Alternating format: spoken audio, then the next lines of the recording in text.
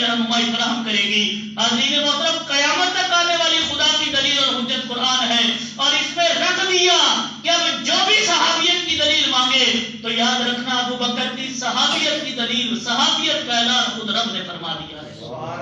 اب یہ جو بات ہے، اگر ہم یہ کہیں کہ یہ صرف اہل سنت کی کتب تفسیر میں ہے، ہم اہل سنت ہے، لازمی سی بات ہے اپنی بات کریں گے، لیکن اس کے ساتھ ہی بالاتفاق اہل تشریعوں کے سارے مفسرین اکرام آیت کے اس حصے کا ترجمے سے مراد حضرت ابوبکر صدیق لیتے ہیں. حوالے کے طور پر دو مفسرین اکرام کا نام آپ احباب کے سامنے رکھ دوں. ایک ابو الفتح مفتوح ہیں، اور ان کی جو کتاب ہے روح الجنان تفسیر ہے.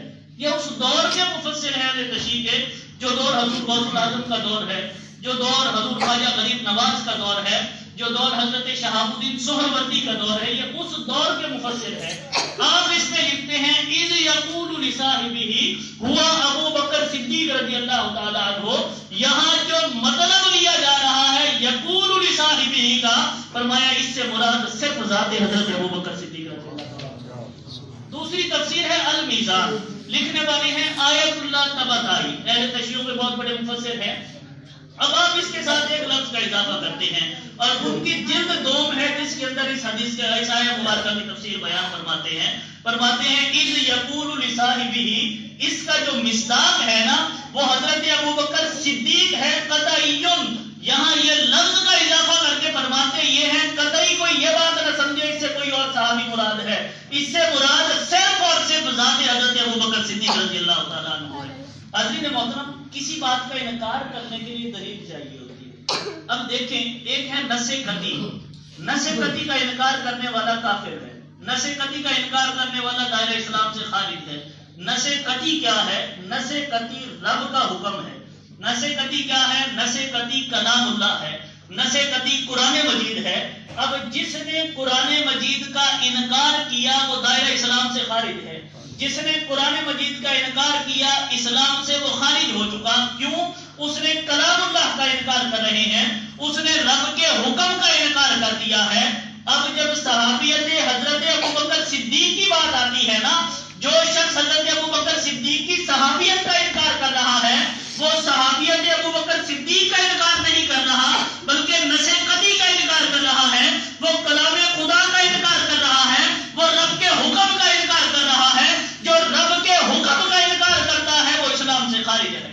حضرین محترم، دیکھیں جس کے بارے میں رب فرما رہا ہو، دلیل کی بات ہے تو لازم سی بات ہے دلیل، ایک دلیل ہے اسے رد کرنے کے لیے اس سے بڑی دلیل چاہیے ہوتی ہے. ایک دلیل ہے اگر اس کا انکار کرنا ہے تو اس سے بڑی دلیل پیش کی جاتی ہے، اس سے بڑی حجت پیش کی جاتی ہے. تو میں کہتا ہوں کہ اگر صدیق اکبر کی صداقت کا، صحابیت کا انکار کرنا ہے تو جاؤ حضرت ابوبکر صدیق کی صحابیت کا انکار کرنے والوں، خدا سے بڑی کوئی دلیل لے کر آؤ، قرآن سے بڑی کوئی حجت لے کر آؤ. نہ کائنات میں خدا سے بڑی کوئی دلیل ہے، نہ کائنات میں قرآن سے بڑی کوئی حجت ہے جس کے بارے میں رب نے فرما دیا اذ یقول لصاحبہ، جس کی صحابیت کا اعلان خود رب فرما رہا ہے کہ میرا محبوب محمد مصطفیٰ جس سے فرما رہے ہیں وہ کوئی اور ذات نہیں، وہ حضرت ابوبکر صدیق کی ذات ہے. اور سارے مسالک اس بات پر متفق ہیں. اہل تشیع کے حوالے کے طور پر دو تفاسیر کا حوالہ آپ کے سامنے رکھ دیا. اب فرمایا ثانی اثنین، ان دو میں سے دوسرا.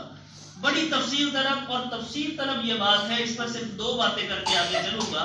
اب دو میں سے دوسرا، ثانی اثنین، ثانی کا مطلب بھی دوسرا ہے، اثنین کا مطلب بھی دو ہے، ان دونوں میں سے دوسرا. یہاں ایک بات واضح ہے کہ ہجرت کے لیے کون نکلے؟ وہ دو لوگ تھے، ایک ذات رسول تھی اور دوسرا ذات حضرت ابوبکر صدیق تھی.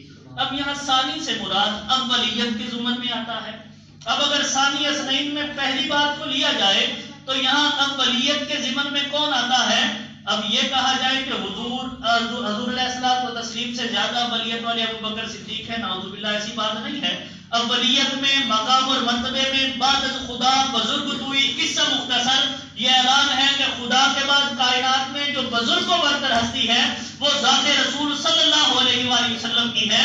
تو یہاں ثانی میں اولیت کس بات کی ہے؟ رب بتانا یہ چاہ رہا ہے کہ جو اولیت کا یہاں تذکرہ کیا جاتا ہے وہ حضرت ابوبکر صدیق وفا کی بات کرے تو وفا میں بھی اولیت ہے، اگر جانثاری میں بات کرے تو جانثاری میں بھی اول ہیں، اگر اپنے نام کو قربان کرنے کی بات کرے تو اس میں بھی اول ہیں۔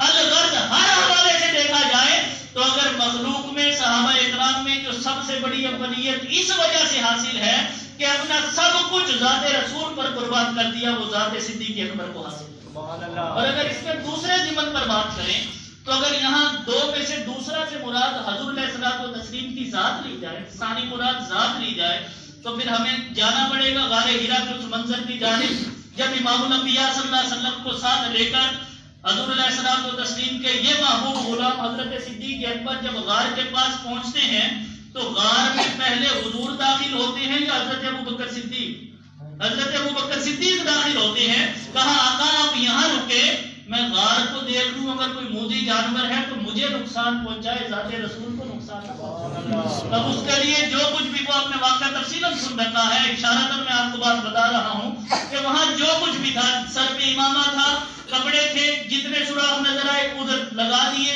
ایک جگہ بچی تو وہاں اپنی ایڑی رکھ لی، پھر کہا کہ حضور اب آپ تشریف لے کے آئے۔ اب یہاں اللہ رب العالمین وہی فرما رہے ہیں کہ ثانی اثنین، ان دو میں سے دوسرا، پہلے غار میں حضرت ابوبکر صدیق گئے، پھر اس کے بعد حضور علیہ الصلوۃ والتسلیم گئے۔ حاضرین محترم، اس آیہ مبارکہ میں ایک اور نقطہ آپ کے سامنے رکھتا ہوں۔ اللہ رب العالمین نے کہیں ایک شائبہ بھی نہیں چھوڑا کہ کچھ لوگ خود سے تفاسیر بنا لیں۔ رب جانتا تھا شاید بعد میں آنے والے لوگ کہیں نہ کہیں نقص نکالنے کی کوشش کریں گے، رب نے بڑے تفصیل کے ساتھ اللہ جل مجدہ نے اس چیز کو بیان فرمایا۔ اس آیہ مبارکہ میں جو لفظ اذ ہے نا، اس کا مطلب ہے یاد کیجئے۔ آپ کو یاد ہے اس کا استعمال 3 دفعہ ہوا ہے اس ایک آیہ مبارکہ میں۔ پہلی دفعہ اذ اخرجہ الذین کفروا، جب اب یہاں فرما رہے ہیں کہ یہ معاملہ کیا ہے جس کا میں ذکر کرنے جا رہا ہوں، یہ معاملہ واقعہ وہ ہے جو واقعہ ہجرت ہے۔ اذ اخرج الذین کفروا، جب کفار نے حضور علیہ الصلوۃ والتسلیم کو وہاں نکلنے پر مجبور کیا، پہلا ماجرا یہ ہے کہ حضور وہاں سے نکلے اور ہجرت کے وقت 2 ہی لوگ تھے، ایک ذات رسول تھی اور ایک حضرت ابوبکر صدیق تھے۔ پھر فرمایا اذ ہما فی الغار، دوسری مرتبہ یہاں مقام کا تذکرہ کیا جا رہا ہے کہ کس جگہ کا واقعہ اللہ رب العالمین بیان فرما رہے ہیں کہ وہ کوئی اور جگہ نہیں، اذ